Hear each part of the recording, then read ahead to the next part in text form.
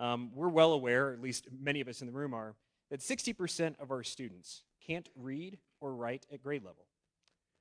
What would you do to help fix this across the state of Colorado? Well, and even more tragic is that in Denver Public Schools, which used to be a shining light on the hill of a district, 95% of African American and Hispanic kids cannot read at grade level. I want to tell you why it's so important that we have to make sure that kids can read by the end of third grade. If you cannot read by the end of third grade, you are 4 times more likely to drop out of high school. 75% of the crime across America is by high school dropouts. It's directly connected. And Danny talks about how, to have a successful life, how to, if you're in, a family that doesn't have a lot of resources and you may not have a lot of hope for a future, one of the most important things we need to make sure that those kids do is graduate from high school.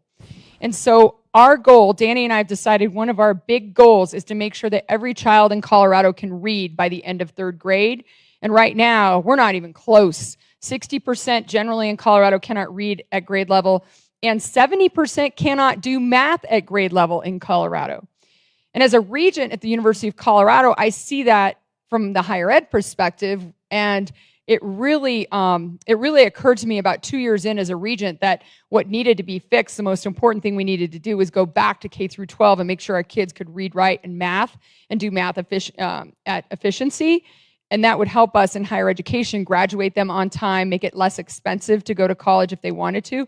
But we've also got to inspire hope in our children and give them other opportunities like Google certification or, working with a manufacturing company that will train them. They may not need to go to a 4-year college. There's so many cool things you can do now to learn a trade, to learn a vocation, to get a certificate, to find a way forward without spending $100,000 and it's not really a 4-year degree anymore, you guys, it's a 6-year degree for most kids, and upwards of, $100,000 or more. So we've got to look at big opportunities for our children. We've got to kind of turn the model on its head and make sure that as parents and community members, grandparents, that we're inspiring our kids to find something that they're passionate about, a career that they love, and also inspire them to not be afraid to fail, to try a lot of different things. I think that's really critical too.